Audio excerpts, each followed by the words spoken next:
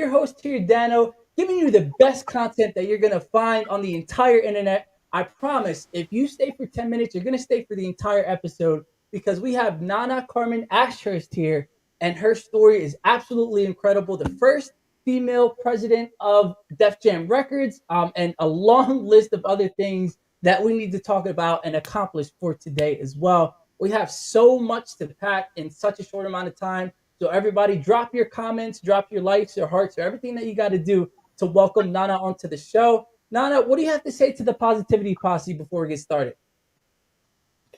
I'm glad to be here, and I want you to know that your life has blessings, many blessings. Look at that. That's what I'm talking about. Off the rip, she's coming out strong, motivational, and with the high energy and letting you know that you have the power over your life. And thank you so much again, Nana, for being here. And to everybody else, to my Positivity Posse, thank you for being here live or on the replay to check out Weekly Dose of Dano TV. Just last month, as you guys already know, we have grown the Positivity Posse to close to 60,000 viewers a month, which is absolutely amazing. Wow. And it wouldn't be possible without you guys as well. So thank you so much for being here. And now it's time for another episode of Weekly Dose of Dano TV. Welcome, everybody. Let's do it for today.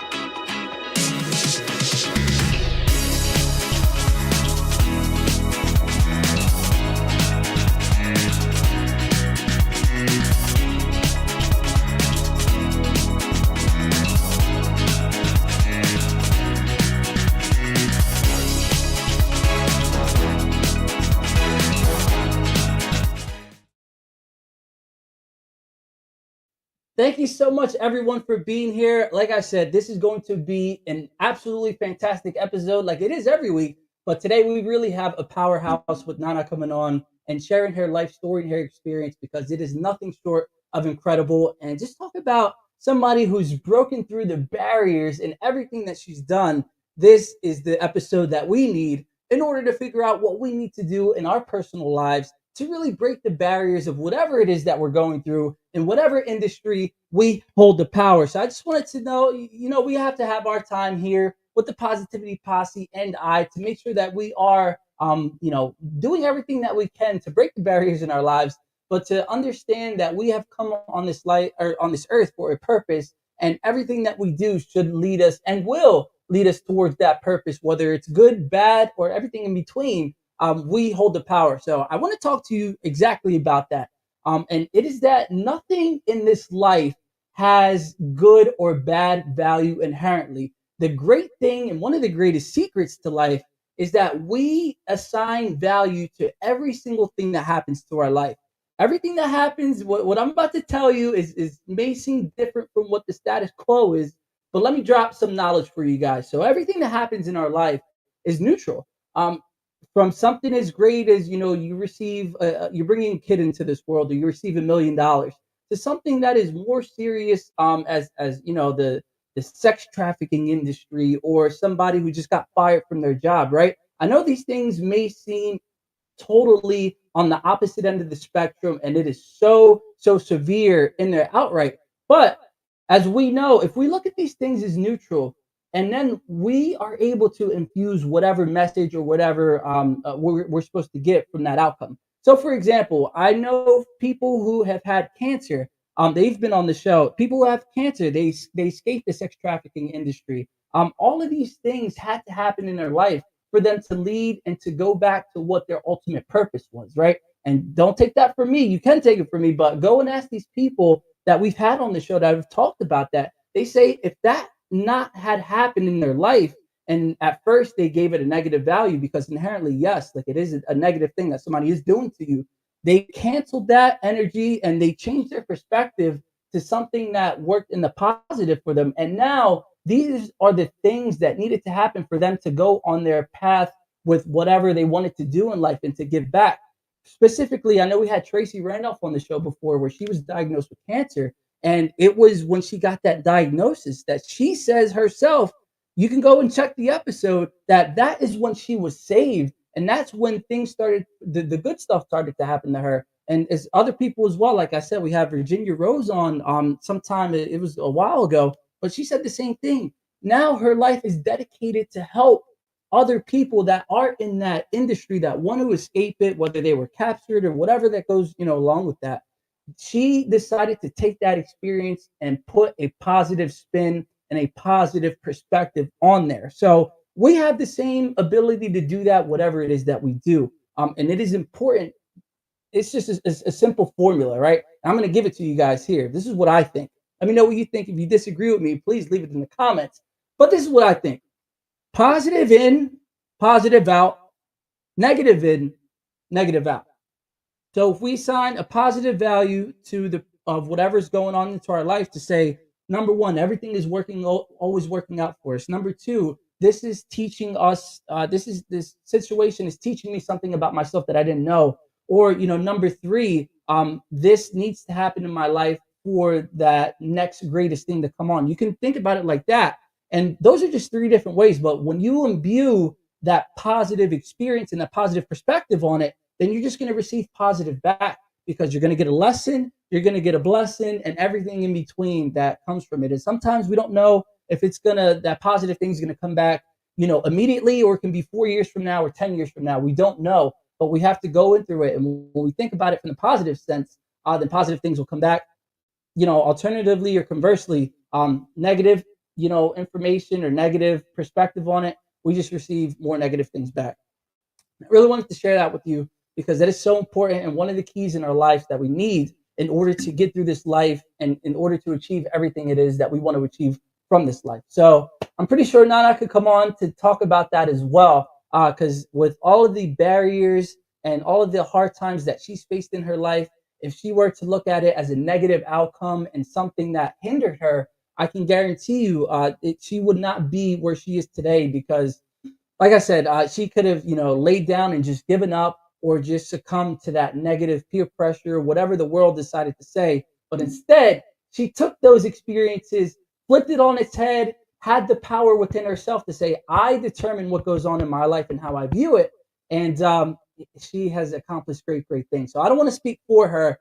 To everybody that's watching, I need you to drop a heart or welcome to the show, something in order to welcome Nana onto the show, because she is just chock full of great information. And before I bring her on, I just want to say one thing. There's a very, very important member of the Positivity Posse. I don't want to say her name to give out her business, but she's a very, very important person, integral piece that makes Weekly Dose of Dano what it is today.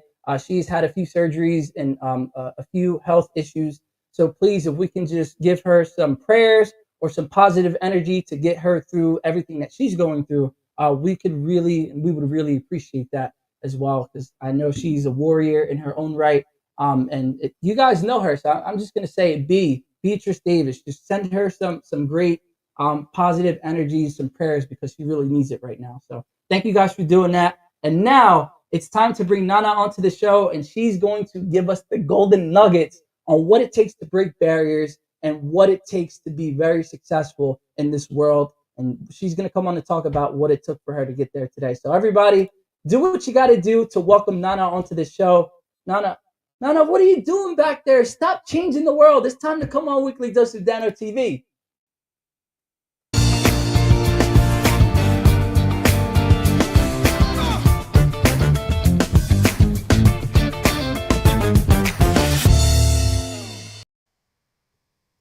Thank you. Oh, wait, that's not me. As much as I want to be Nana, that's not me. Here she is right now. Let's see. That worked. Now it did. There it is. Nana, how are you doing tonight? I'm blessed. How are you? Doing absolutely amazing. So I've been talking so much for this last 10 minutes, and I want to hear your perspective. What did you think about everything that I said? Was I right? Was I wrong? We have to hear your opinion. Oh, I definitely think that positive energy breeds positive energy, and that you have to uh, have in your mind that you're going to make something happen in order for it to happen. I agree with you. And Thank you. yeah. Yeah, and it's so essential too, because I know it's so easy to kind of look at what's going wrong in the world, and that can feed into that negative energy. And then, like you said, if we go and feed more of that, we're just going to receive more of that as well. So, thank you for coming on today and dropping the golden nuggets that we need to hear in order to just really live the happiest life and the life we come on this earth to live. So, um, we have so much to talk about. So let's just start from the very beginning, or not the very beginning, but what I think is the coolest thing and probably the coolest guest that I've had on ever, which is the former president of Def Jam Records. Tell us about how that deal all came together and what led you to that moment. Well, I got to Def Jam in 1988, and I started as an assistant publicist. And I went on. We had a tour, 70 city tour, the Run House tour with Run DMC, Public Enemy, LL Cool J, and Jazz Jeff and the Fresh Prince. Went out on a 70 city tour, and I was the assistant publicist. I was the publicist for the tour, and that was my first assignment there. And then at the end of the tour, I was offered a job at Motown, and I asked Russell Simmons, who was head of Def Jam, if he could help me get to Motown. And he said, "Well, why are you leaving?" I said, "Well, the job is over. There's the temporary job I had." And he said, "No, I like what you did. I want you to stay and work with me, continue to work with me." So I became Russell's assistant. And then prior to that, I had worked for an organization called the Film Fund, which was a foundation that supported social change media. And in that position, I had raised money from people with inherited wealth. That was a part of the job. And so I had that experience, and I brought it to Russell, and I said, "I can help you rearrange the company, the way this business is going." And so I did. I started. At the time, there were three companies: Rush Artist Management, a management company; Rush Producers Management, a producing company; and Def Jam Recording, the record company. And I got them all separate accounts and separate entities, and rearranged everything for Russell. And because I did that, he made me the chief operating officer of the company, and then he made me president of the label. So within a year and a half, I went from assistant publicist to president of the company. Wow. And Yeah, when a I year when and a I half? got there were 9 staff members, and by the time I left, 9 years later, there were 141 members, 141 staff members. So I grew the company uh, quite a bit. Yeah, quite a bit to say the least. I mean, honestly, if you want to think about it this way, you shaped music on what it is today, and everything else that came after you is just an homage and just a service and a reflection of what you've done. So thank you so much. I mean, you've just created culture, you've changed culture, and you were just an activist in everything that you've done. So with all of these great things that you've contributed through Def Jam, what do you think is the biggest contribution that you've made to the world or to the culture in regards to your position? Well, I think that was making hip hop become a world music, a world phenomenon.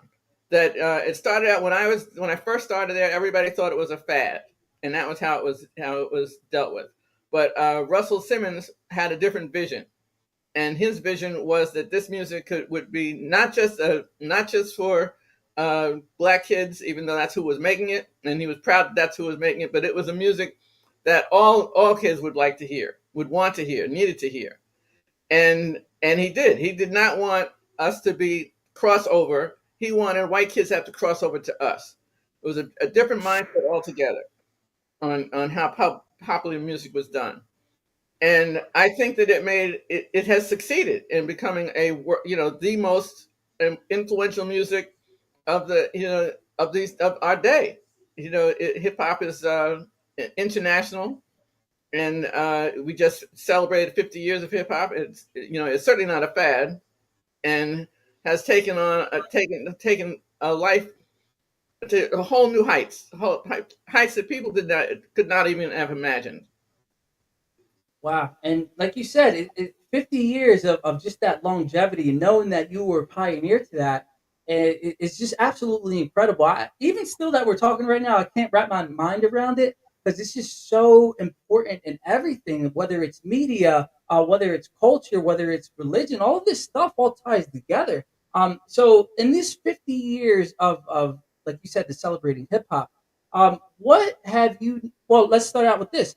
Did you know in the very beginning that it was going to lead to this kind of longevity and influence? Absolutely. I was always aware that we were doing something historical, that we were making history. And I started when I got there.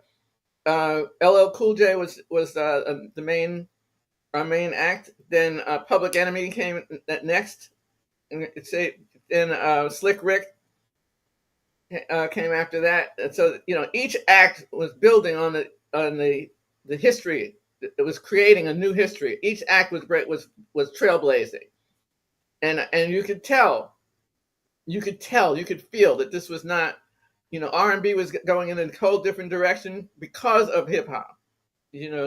Rap was just changing the fashion, changing the language, changing the dance, changing the art. I mean, it was everything about the culture, about our culture, was being impacted by our artists.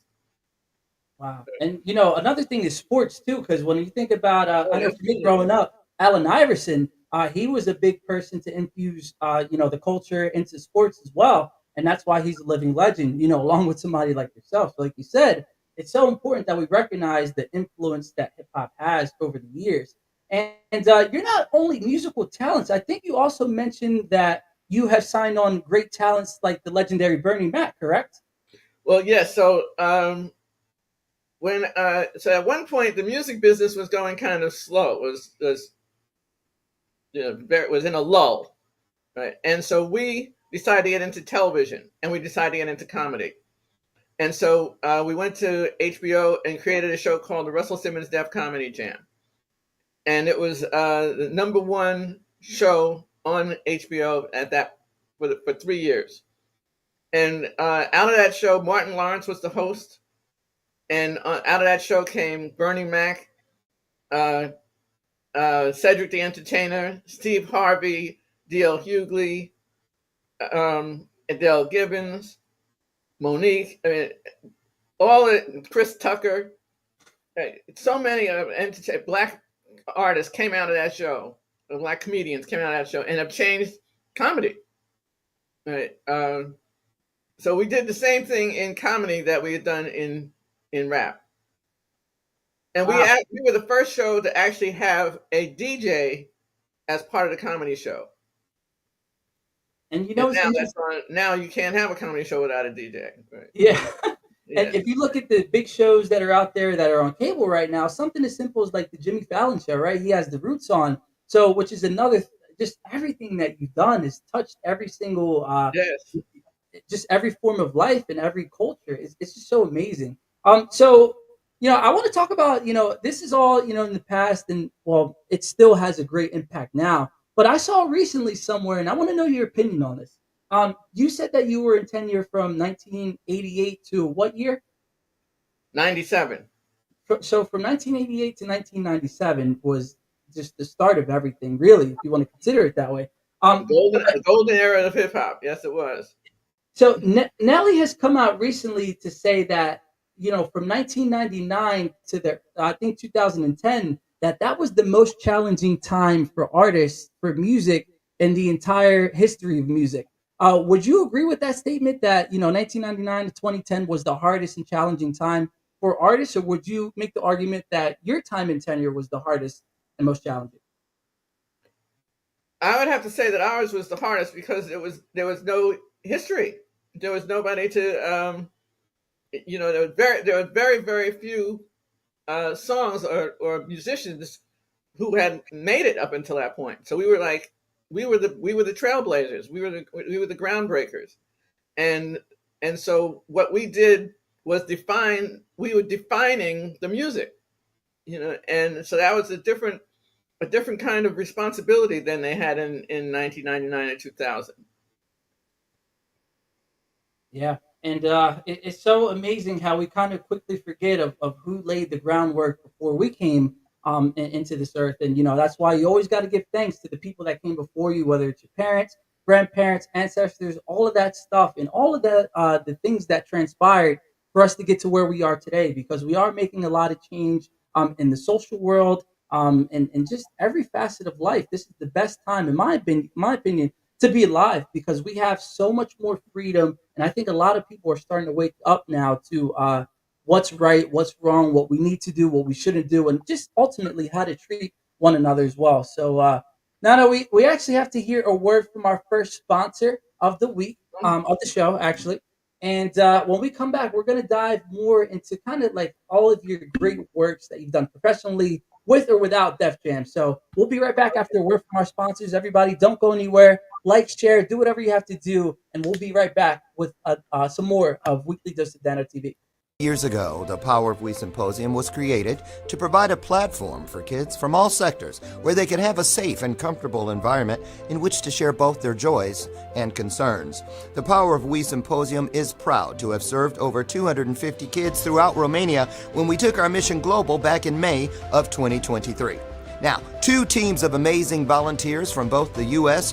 and Romania embarked on an 8-day Legacy of Hope tour, bringing encouragement and hope to not only the kids of Romania, but also the adults who support them, and also to over 100 kids here in the U.S. who contributed handwritten letters of hope to our Romania mission of 2023.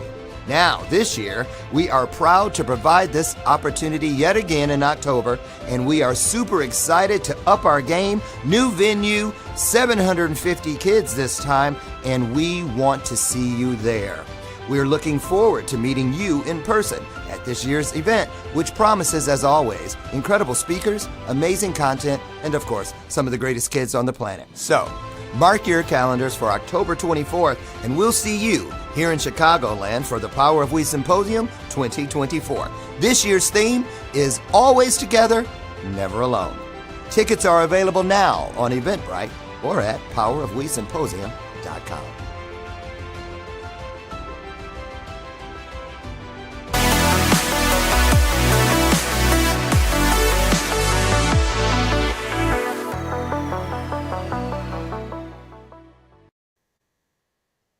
Wow. So, everybody, thank you to the Power of We Symposium for sponsoring Weekly Dose of Dano TV. And I'm super excited to go. We're in talks about that, so I'll let you know what goes on and what continues with that. But just be on the lookout for the Power of We Symposium. Tickets will be on sale soon. If they are, actually, they are already on sale. So I'm so excited to learn more about it as we go along. And Nana, thank you again for coming on. I'm sorry? Looks amazing. Yeah. So we were the MC. I was the MC of the Power Re event about 2 years ago, and it really is an incredible event that they do. I'm just so happy to be a part of it and to really change the lives of all the students that are a part of it, because it's a magical time is the best way that I can explain it. So thank you again to the Power Re Symposium. But Nana, we got to go back to your career. Like I said, you mentioned so many great musical legends, comedic legends, and everybody in between. But when it comes to spotting talent, what was your secret in selecting these people to be a part of the Def Jam team? Well, I can't say that I was the one who spotted the talent. That was Russell's job, and that was his strength. So my job was more that he would have a vision, and then I would be the one who would take it and make it into a reality. And I considered that a contribution, to say the least. Right? I don't think that you need an institution, and it was important to build an institution so that it would continue even after us. And institution building cannot be understated. It's you need to be able to. I'm one person, Russell's one person. But when we leave, you have to leave something so that it will continue to grow even after you've left. And so that's the institution building. And I learned that actually in Grenada when I was there during the revolution there. Right? But that was my strength, was institution building. And interestingly enough, we're going to talk about those two topics just a little bit later. So everybody, get your questions ready and aligned for that, because we're going to talk about your time in Grenada. and then also about leaving that legacy as well, because you've done it in many different facets. But later on, we're going to talk about how you are the chair emeritus of the Universal Hip Hop Museum. So great things that we have to cover. But you talked about institutions, and obviously that just means the teamwork and culture and environment. So when you first stepped onto the scene at Def Jam Records, can you talk about the environment of what it was like when you first started and how it was when you left? Well, when I first started, as I said, there were only 9 people there, and they were not in departments. So each person did whatever they wanted for a particular for the record, working with the artist, or doing the fashion for the artist, or doing publicity for the artist. The only thing that was really defined was publicity. Everything else was up in the air, right?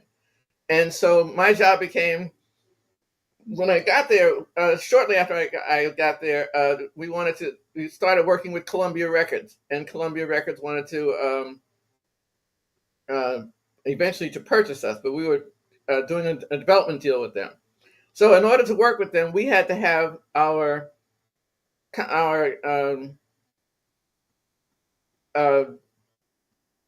offices had to match theirs.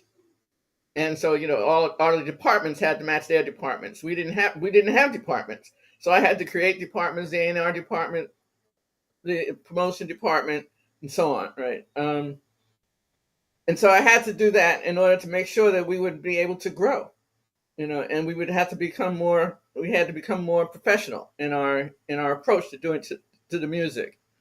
But at the same time, while we were becoming more professional, we didn't want to lose our street cred.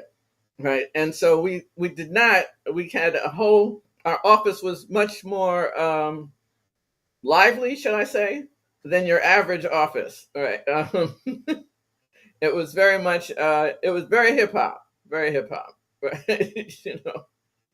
So by the time I left, though, as I said, it had grown to 141 people and 5 offices. Right, and when I started, there was just 1 office, and by the time I left, there were 5 offices, and in 3 cities: Los Angeles, New York, and London.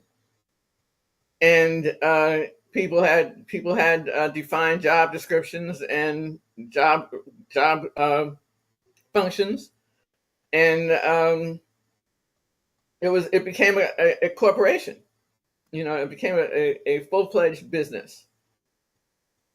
Yeah, and just trying to create something like that is, like I said, it just blows my mind, because that could be an entire episode in and of itself. Is how do you even come up with these different departments, and how do you get them to make sure that they're doing everything that they need to do while being on that edge of change and changing history? It really, there's a lot to go in there, but I want to talk about what you just mentioned, about finding that balance between professionalism, and to find that balance with keeping your street cred and your identity. And I think a lot of people, if we take it from a personal perspective, a lot of people might get lost. Let's take somebody's personal life, and they're starting to achieve some more success, and they're growing and they're expanding, but they don't want to lose themselves. So, for your instance and your expertise, how did you strike that balance between professionalism and still keeping your identity? It's very hard. I'd say it's hard, because you can get lost in the structure. You can get lost in people doing things the way people think they should be done. The thing, in telling you what you should do, put you in a a straight jacket, and you can't let that happen. Creativity requires freedom. And it requires freedom of spirit and freedom of activity and freedom of thinking, imagination, using your imagination, using your mind to, you can't just be in a box. You can't be in a box, right? And so but the pressure to be in a box is very strong. People want you to be in a box, so you have to really have strength and conviction in yourself that this is what you're going to do. Of course, and I can imagine when you were working with everybody else that was a part of the team, or maybe external forces or rivaling companies, that you're working with people that probably didn't look like you and probably didn't sound like you and had your creativity and your edge, and you're just that foresight to change the future and to make history. So, can you talk about that too? Like, what is it that we need to do in order to make sure that we have that freedom of spirit and that freedom of creativity while really while really being true to ourselves, because that's a big piece. I think, like you said, people succumb to that pressure of staying in that box. And maybe for you, I don't know, yes or no, but they probably thought, looking at you, it might have been a little bit easier because you were a minority woman. Was that the case, or did you have to, what?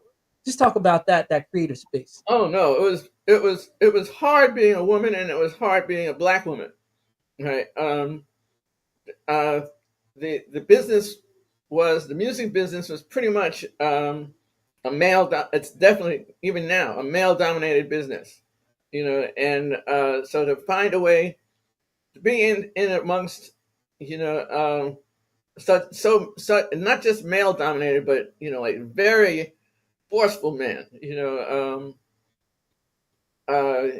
was not, these were not genteel guys, not at all, right? And the hip hop, or the music business in general, has like has a gangster portion of vibe to it as well, so there's a part of it that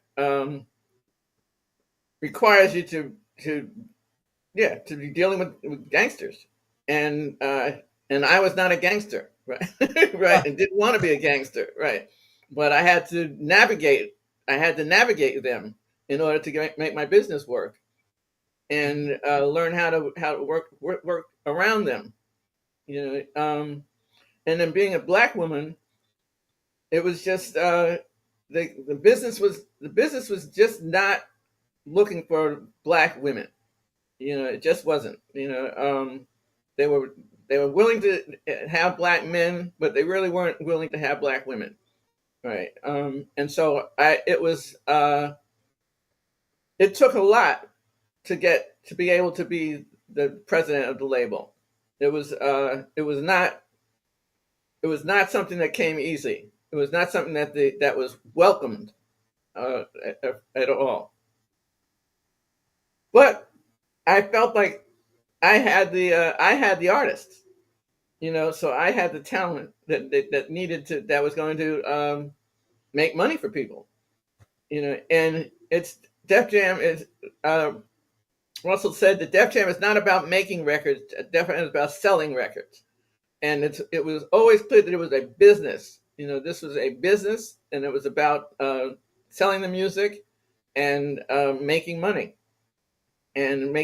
for as much for the artist as for the label, which was unusual. Even in today's time, you can make the case that it's a little unusual because with the addition of streaming, I know a lot of artists are struggling to make ends meet. Just the whole touring industry and the touring business has changed with that addition. So, like you said, even back then, you thought it was an anomaly back then. Probably still is that same, kind of caliber right now. And well, touring has always been the biggest area of income for artists. Mm-hmm. Right? They did not make as much money off of their record deals as they do off their touring. So touring is a key part of any artist's life. So for today's people that are watching, or maybe they do want to be an artist, but they see those things about touring or streaming and all these things that might be working against them. What advice would you have for these aspiring artists that do want to make it? My standard advice to artists is learn how to read a spreadsheet. That recognizes this is a business, and then you need to be able to keep up with how your money is being managed, how your money is being spent. Recognize that when a record label gives you a deal, they're not just handing you the money; it's an advance, and you're supposed to be paying it. You will have to pay that money back, right? And so you need to really be careful about all your business dealings, and be clear that it's a business, and learn how to read a spreadsheet. There it is, everybody. Take that advice. You better run with it. And I feel like you can do that with anything, right? It doesn't have to necessarily be music. I know that the question was geared towards that, But that can be anything, your personal finances, how you're doing business with other people, whether you're at a pizza shop or if you're, running a Fortune 500 company, corporation, just really be mindful because at the end of the day, like you said, now it's all about the money. And when we understand that, we do have that passion and we have that trust within ourselves to make it, at the end of the day, it's that's the name of the game is, you got to follow that money. So we're just going to hear a word from our second sponsor. And when we come back, we're going to talk more about your time in Grenada, but also we're going to talk about what was the hardest thing that you had to overcome at your time at Def Jam. And then we will talk about the different things such as Grenada and all the great tidbits that you have to offer us for just your life experience. Thank you so much for being on here again, Nana. And to my Positivity Posse, thank you so much for watching live or on the replay. We appreciate every single one of you. So again, like, share, do whatever you have to do to raise your vibrations because it's time. And we are here for another episode of Weekly Dose of Dano TV. Let's get it, everybody. Let's do it.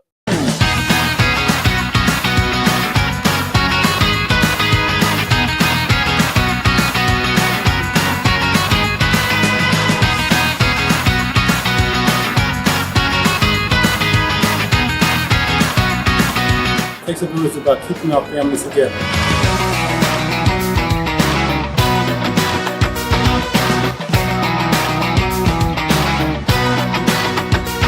God bless this organization.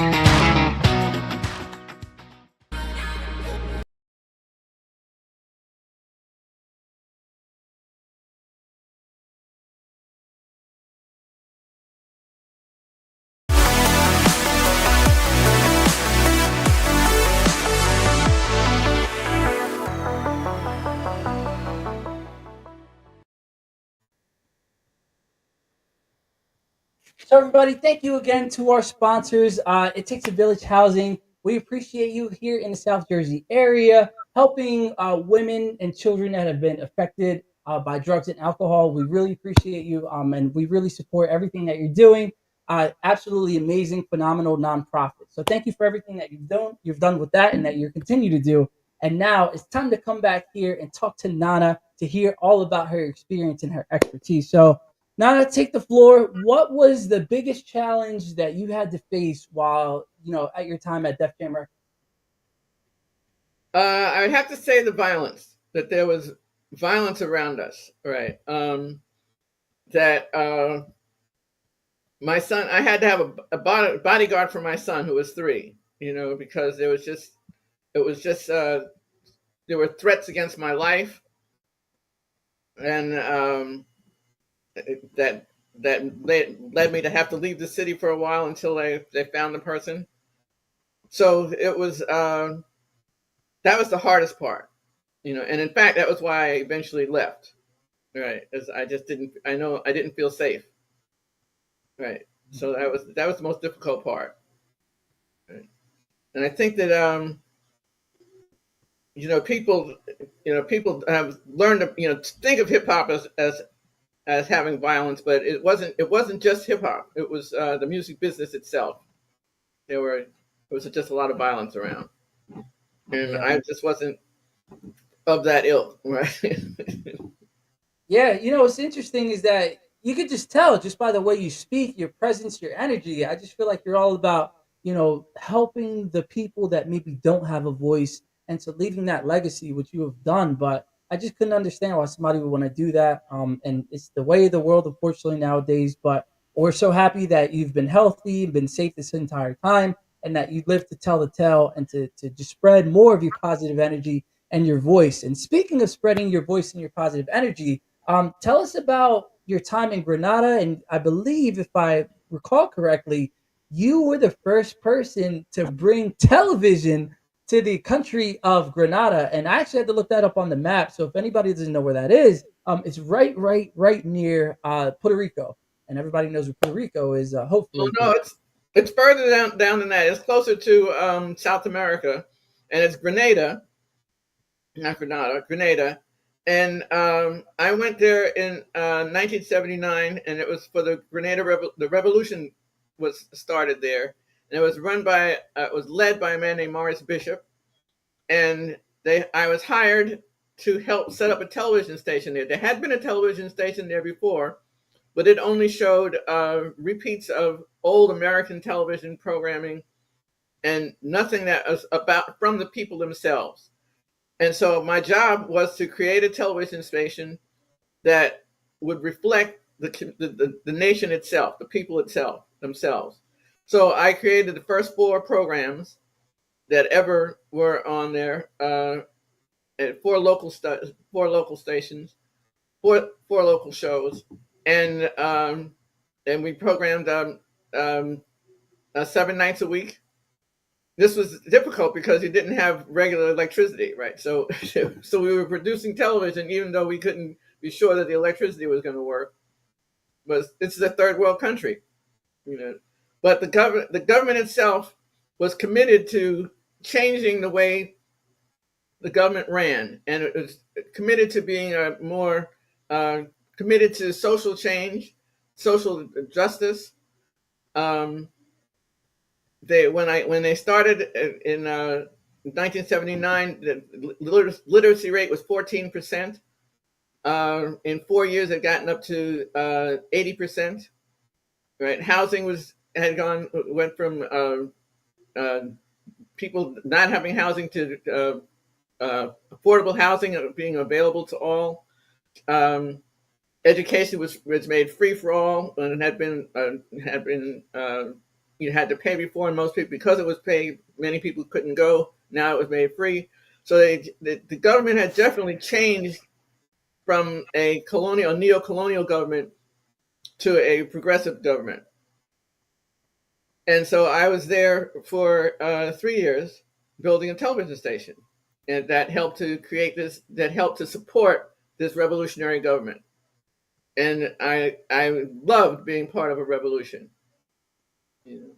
I can just tell. Yeah, I mean, just everything that you do and everything that you say is just definitely in alignment with that. So to know that you have done that and to improve the lives of everybody in Grenada, and I said Grenada earlier because I guess that's just the Puerto Rican side coming out. But yeah, in Grenada, it just is really testament of everything of what you do, and I'm not surprised. I don't think anybody should be surprised. Just coming from your character and demeanor is just absolutely amazing. And you just mentioned social justice, which is very important to you. So can you tell us about maybe it could be that or a different project or a cause that has been like the nearest and dearest to you in revolving around social change? It would be Grenada, right? That was where I got to see in action a black run government that was specifically addressing the needs of its people and purposely taking the power of the government and moving it for the needs of the poor people, the poorest people in the country. And then, of course, that raised everybody up. And it was just an amazing thing to see and happen and be a part of. And there too, there was a great a lot of cultural activity there as well.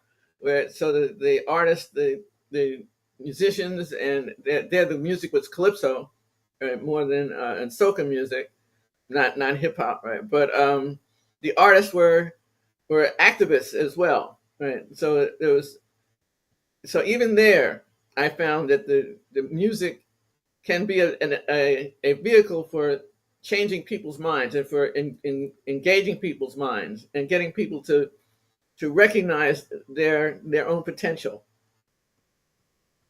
Wow. And music and media and television, definitely, like you said. All together, yes. Yeah, all together. Because you could even take the thing, the topic of social media nowadays, right? Because if you're just looking at the negative news stories and negative comments and you interact with that, you're only going to receive more of that. But like you said, Nana, when you're looking at things that are very informative and that are helping you sharpen your mental state and just your energetic state, you're just going to receive more of that positive in return as well. So why was it that you chose out of any, industry or any area that you wanted to choose, you chose television? Why did you choose television specifically? Well, I actually went to grad school for television and broadcast. My master's in broadcast journalism. So I started in television as a student, and for me, television was two things. One, it was the most powerful medium, right, for moving people, and for me also, it was the most fun. I enjoy watching TV, and just watch TV all the time, right?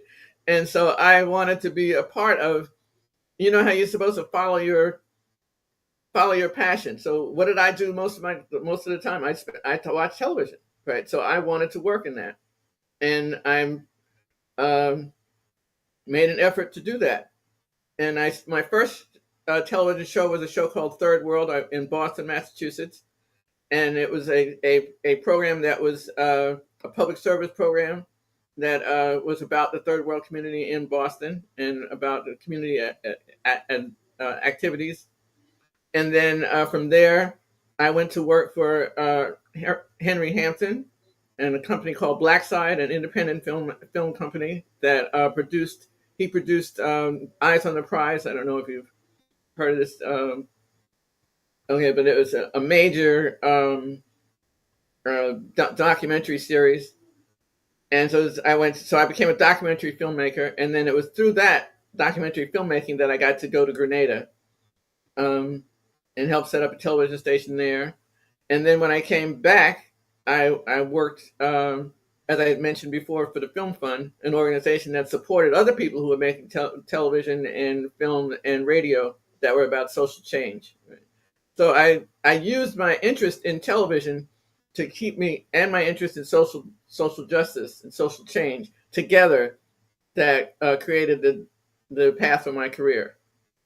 Wow. It is so beautiful that you were able to blend that style of passion and social change to form it all into one while doing everything that you had an interest in and that you had a love in. And to be honest, Eyes on the Prize, I'm probably the worst person to ask about documentaries because literally just 2 days ago, I just saw the documentary Hoop Dreams, which came out in 1994.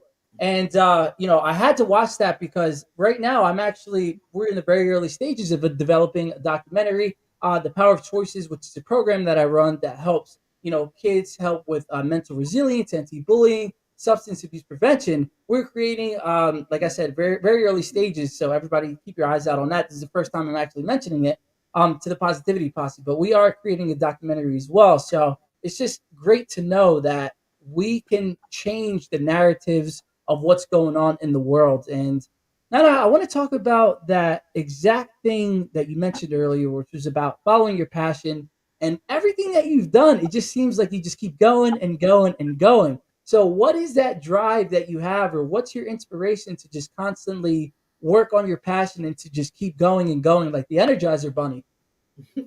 Well, I come from a family of activists. I think I mentioned to you before, but my mother was an educator. My stepfather was an activist. He, in fact, was pallbearer at Malcolm X's funeral. So he was one of the founding members of Malcolm X's organization African American Unity. And my father was a union organizer, and my stepmother was also a union organizer. So I come from a family of activists, and so from the time I was a child, it was ingrained in me that you have to do work that engages the community and that supports the community. Right. That was just part of my upbringing. But at the same time, while I was doing that, I was watching television. Right. So I was still a kid. Right. And so I managed to combine the two. But it's what gives me the capacity to keep doing it was just that because I felt like my parents and my family required it of me. That it's a requirement that I have to fulfill. You know. Do you think that people today still kind of instill those same values into their offspring, into their kids or the next generation, or no? Um, some do, but not enough. I think that we really have to uh, help our young people understand, give our young people a better understanding of that they about what giving back means, and to instill in them a desire to give back, and to recognize that giving back to others uh, enhances your own life. You know that you're not doing it just for them; you're doing it for yourself as well. That's a whole mindset that needs to be imbued in our young people today, and I don't think it's done enough.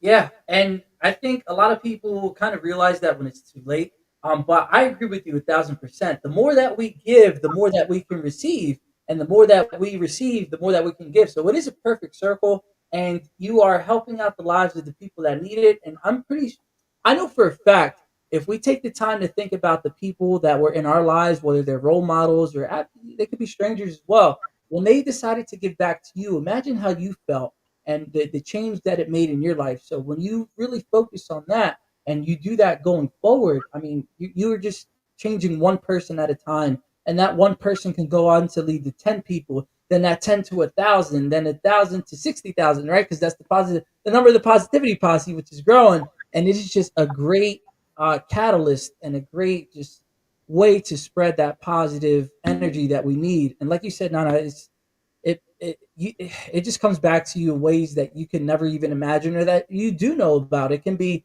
finances, it can be great health, it can be wonderful opportunities, it can be the connections that you make. It can be things that can't even be measured. But thank you so much for sharing that as well, because we firmly believe that here on Weekly Dose of Dano TV, and that is why actually I started the Power of Choices as well, to help the kids in the inner city or not even inner city, everywhere, to understand the importance of mental resilience, to give back, and to have that self confidence and that self empowerment. And speaking of future generations, which you actually just brought up, I know that you are the chair emerita at the Universal Hip Hop Museum. So, what is it that you hope the future generations take away from the museum's legacy? Well, that's exactly what. First of all, I should tell you that the museum changed its name. We're no longer Universal Hip Hop Museum. We're just the Hip Hop Museum. This is Okay. new, just changed, right? Okay, and its whole purpose is to ensure that the culture itself is preserved for young people, for the next generation. Like I said before about it's important to build an institution. This is an institution that's specifically aimed at making sure that hip hop culture is preserved and enhanced and grown. Right. So it opens the building is being built right now. It's 5,200 square feet. So it's a big 2 stories in the Bronx, right, the home of hip hop, right? And it'll open in 2025. And Rocky Bucano is our executive director and our founder, and it's being supported by artists and industry people now, and we're growing. We're just growing. Wow. And it's amazing to have that concrete piece of history, to honor the legends that came before us and to honor the future generations that will be a part of that wonderful legacy. So, are there any, I don't know if you're allowed to talk about this, but are there any people, in your opinion, in today's world that should be included kind of in that hip hop legacy hall of fame or museum? Oh well, is my artist, of course. I'm going to give a shout out to this LL Cool J and Public Enemy, of course, right?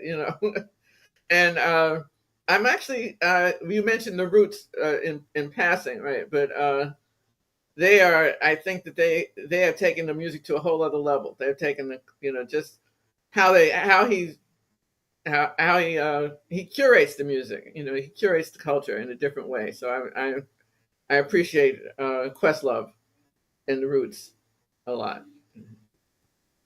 Yeah, and it's just interesting when you hear, like you said, his spin on music and just his creative spirit that goes into it.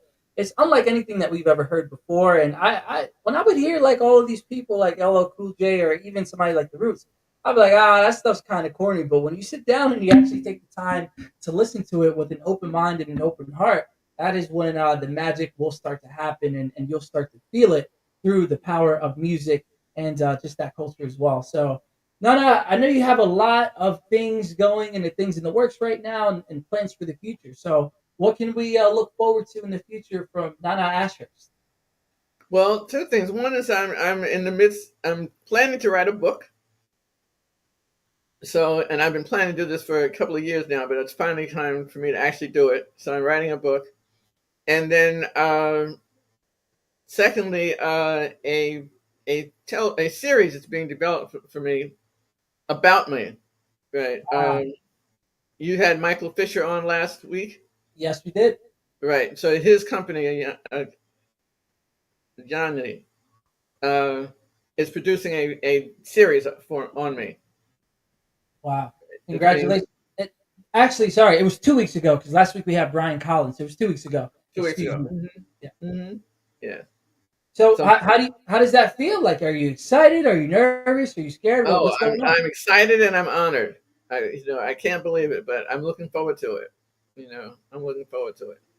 And we are looking forward to it here on Weekly Dose of Dano TV. So when that drops, I don't know when it's going to, but we will be the first ones to watch it and to support you because just your energy and your spirit. I know I've said it constantly throughout the entire episode, but seriously, just somebody of your caliber and the way that you've changed the world is something that is nothing short of incredible. So we want to give you your respects and honor as well. So we actually have one more question, and we always end the question with the same exact we end the episode with the same exact question every single week. So here it is. If there's somebody out there that's watching right now, Nana, and they're in their deepest, darkest times, what advice would you have for them to pull themselves out of that deep, dark time that they're in? It was the motto of the Grenada Revolution, which was forward ever, backward never. Just keep going forward. Right. Just don't look back. Keep going forward. Perseverance. Wow. I agree with that 100%. And when we constantly move forward and everything that happens to us is moving us forward, I think that's what we need to have in our perspectives. I don't care if it's something simple as a flat tire or, you get a large sum of money or anything that happens to your life. When you understand, like Nana said, that's propelling you forward and getting you to your highest life and to your greatest good and to your highest achievements, nothing in this world can stop us. And all of that is just being used as positive fuel in our rocket ship to just take off and to go wherever we want in this life. And we can be, have, or do anything it is that we want, as we already know here on Weekly Dose of Dano TV. So, Nana, if somebody wanted to reach out to you, where can they reach out to you at? Nana.ashhurst@gmail.com. Oh, perfect. So thank you so much. Oh, sorry, what were you saying? Just that simple. Right. There it is. Just that simple. Perfect. So everybody, thank you for being here on another episode of Weekly Dose of Dano TV. We appreciate all of your time, your positive energy, and just everything that you do to support Weekly Dose of Dano TV. To our sponsors, thank you so much for sponsoring Weekly Dose of Dano TV. You guys are all incredible companies, nonprofits, and everything in between to really drive that social change that Nana is really the epitome of, and everything that she has done in her career and will continue to do for now and leading that inspirational change for the future generations. So, Nana, thank you so much for coming on this week. We really appreciate you. And to my positivity posse, I will see you next week for another episode of Weekly Dose of Dano TV. Nana, any closing remarks before we sign off? Just thank you so much. I appreciate it. I appreciate you. I appreciate what you've been doing. I can tell. So. Yeah, well, we're trying to take after your footsteps. So we're all leading the change for the greater good for Earth and to everybody as well. So We appreciate all of you. Thank you so much for being on here tonight again. And to my positivity posse, I'll see you next week for another episode of Weekly Dose of Dano TV. Peace, everybody. Have a great weekend and stay safe.